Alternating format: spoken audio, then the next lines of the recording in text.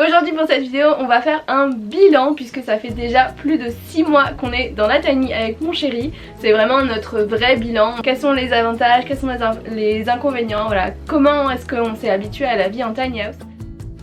Bonjour, moi c'est Célia.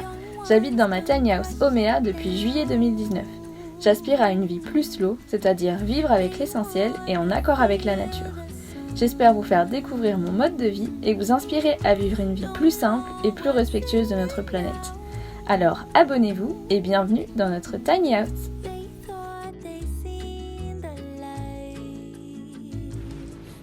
Bonjour tout le monde, j'espère que vous allez bien, bienvenue dans une nouvelle vidéo. Si vous entendez un peu ma voix un peu bizarre et mon nez un peu bouché, je sors d'un rhume, donc voilà, ceci explique cela, le fameux rhume de l'hiver. Je profite d'une super belle journée ensoleillée pour filmer une nouvelle vidéo.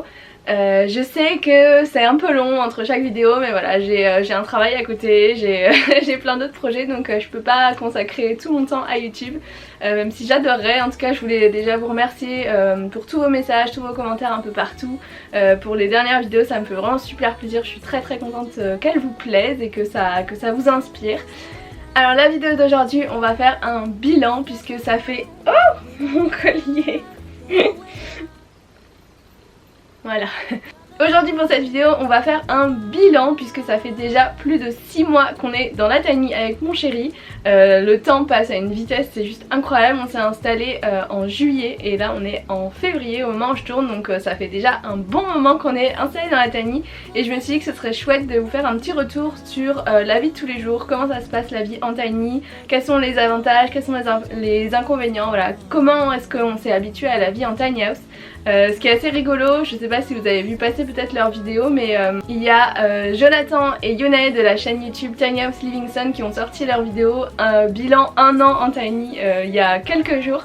C'est vraiment super rigolo parce que la veille où ils ont sorti leur vidéo on venait de terminer notre bilan avec mon chéri sur papier, voilà, donc c'était assez rigolo.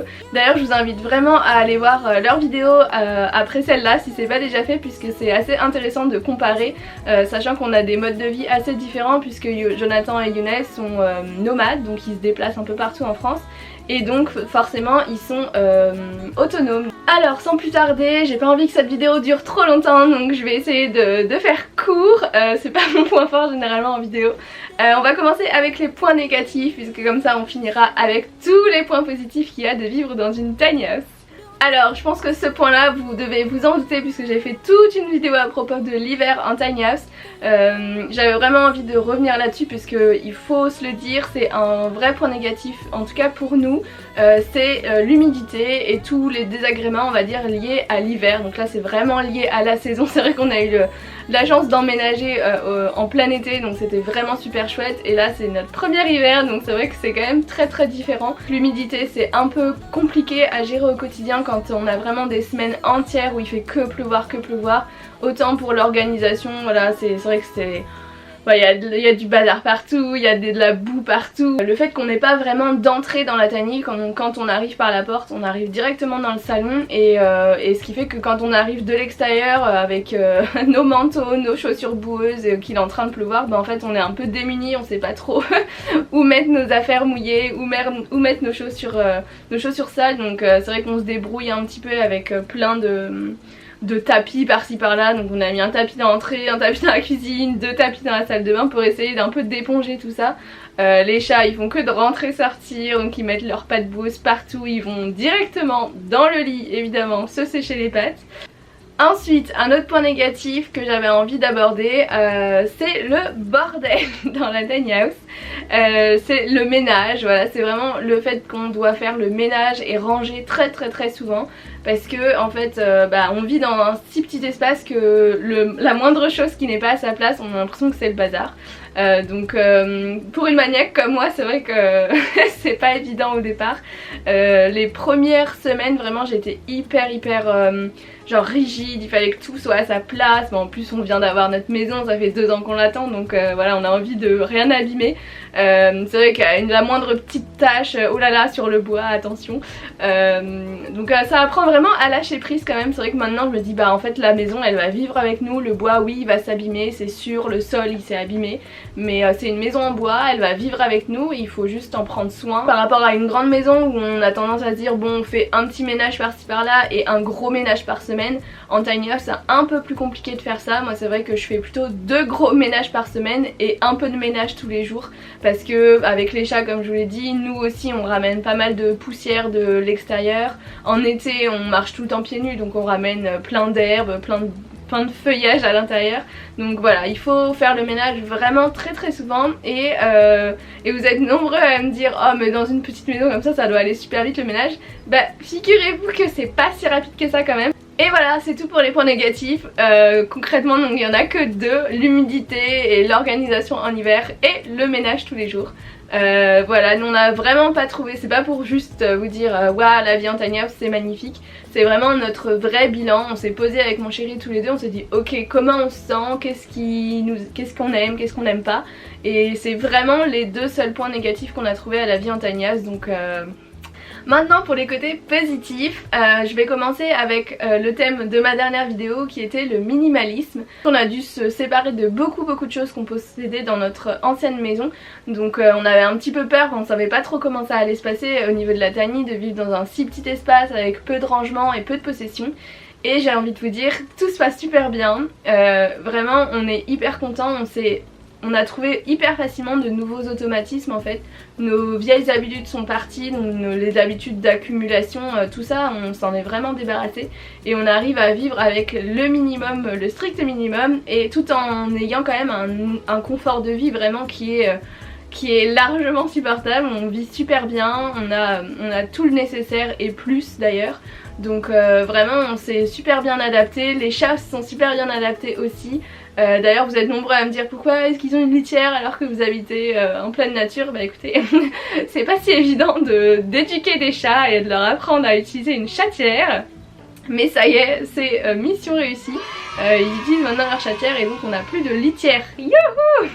Je pense que tous les parents chats comprendraient ma joie de plus avoir de litière. Ça c'est vraiment une révolution. Et ce qui est chouette aussi c'est qu'on commence vraiment à se sentir chez nous, à s'approprier l'espace, à commencer à décorer, à mettre vraiment notre patte un peu, parce que c'est vrai qu'au départ on était un peu en mode on touche à rien, tout est magnifique, c'est vraiment un peu la maison genre la maison de magazine, la maison Ikea toute parfaite. Et donc là ça y est, on commence vraiment à décorer. Aussi on voit un petit peu les améliorations qu'on aimerait bien apporter à la maison pour qu'elle fit au mieux en fait avec nos besoins, avec nos habitudes au quotidien. Donc on aimerait bien notamment changer le rideau de douche et mettre plutôt une paroi vitrée, parce que le rideau de douche c'est vraiment pas du tout pratique, ça sèche mal, etc.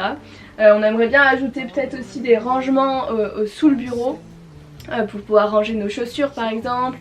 Voilà, des petites améliorations comme ça, vraiment pas grand chose, mais pour se sentir au mieux chez nous et pour que la maison corresponde à 100% à toutes nos attentes.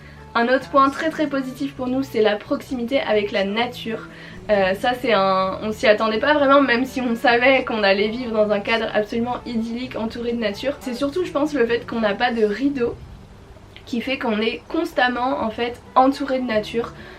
Du matin jusqu'au soir, donc on se lève avec le lever du soleil, on se couche, on voit la lune, on voit les étoiles comme jamais.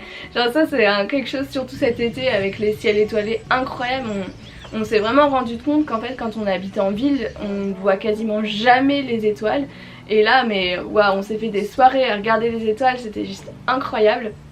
Donc ça c'est vrai que c'est vraiment hyper plaisant de voir partout où on pose le regard en fait, c'est la nature. Ensuite un autre point positif pour la planète, c'est toutes nos nouvelles habitudes en matière d'éco-responsabilité. Donc vous êtes énormément à nous le demander, et non on n'a pas de frigo. Je ne voulais pas juste pas montrer dans la vidéo de Tiny House Tour. On n'a pas de frigo, on vit sans frigo. J'ai prévu de vous faire une vidéo complète sur le sujet, mais ça c'est quand même un point hyper positif. Nos fruits et légumes se conservent vraiment super longtemps. On met énormément de choses aussi à l'extérieur sur les rebords des fenêtres puisqu'il fait tellement froid qu'au final ça conserve. On a investi dans un beurrier à eau aussi, et pour l'été du coup forcément ça demande plus d'organisation, plus de logistique, ça demande d'aller faire les courses un peu plus souvent pour éviter le gâchis tout simplement. Et on me demande aussi parfois pour les restes, comment est-ce qu'on fait pour gérer ça. Ça demande de bien gérer les quantités en fait, tout simplement, de se dire est-ce que j'ai besoin seulement de 2 repas pour ce soir mettons, ou est-ce que je peux faire un petit peu plus et on emportera les restes demain midi au bureau. Donc c'est vrai que c'est mon chéri qui cuisinait à la maison, donc j'ai de la chance pour ça. Et il a dû pas mal s'adapter au niveau des quantités parce qu'il faisait toujours un petit peu plus avant. Quand on a un frigo on se pose pas vraiment la question, on met ça dans une boîte au frigo et hop. Là c'est vrai que c'est un peu plus compliqué au départ, on a pas mal de gâchis, donc heureusement on a des poules, donc c'est pas vraiment du gâchis, on donne tout aux poules. Voilà, ça demande un petit peu plus de logistique et de préparation. Hey, et la dernière chose c'est les déchets aussi, puisque on a une toute petite poubelle vraiment minuscule et on fait vraiment attention à pas la remplir trop rapidement, à pas la sortir trop souvent parce que bah voilà, ça nous tient vraiment à cœur. Mais c'est vrai que c'est chouette d'avoir une toute petite poubelle parce qu'on se rend vite compte de la quantité de déchets qu'on génère. Quand parfois on fait un peu des folies et qu'on ramène plein de trucs emballés du supermarché, ça nous arrive de temps en temps, voilà.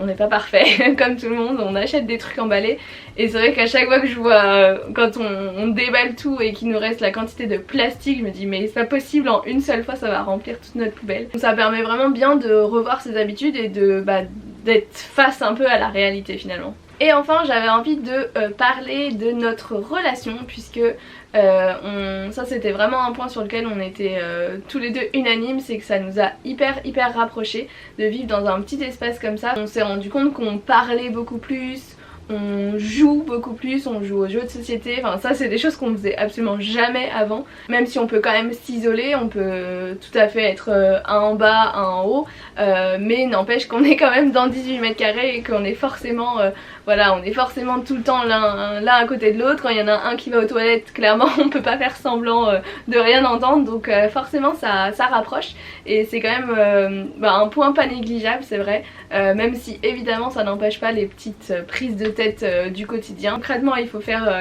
des concessions, il faut être vraiment plus à l'écoute, il faut beaucoup communiquer. Et puis le dernier point non négligeable, je crois que j'avais déjà dit dernier point avant, mais c'est les économies financières. Alors j'ai pas fait de bilan chiffré, clairement c'est pas du tout mon truc les chiffres, mais forcément on fait énormément d'économies depuis qu'on habite dans la Tiny House, puisque premièrement on ne paye plus de loyer. Donc avant on habitait dans une maison, on payait 650 € de loyer. On paye évidemment toujours une assurance quand même, donc on a une assurance pour la remorque et une assurance habitation.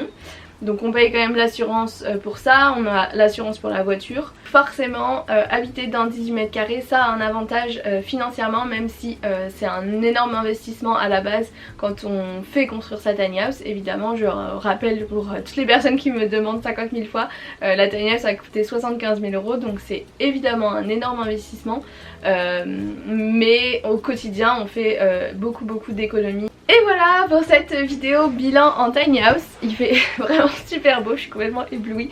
Je vous souhaite une très belle journée, je vous fais plein de bisous et je vous dis à très vite dans une prochaine vidéo. Ciao! Nos fruits et légumes... La caméra a coupé, j'ai encore trop parlé.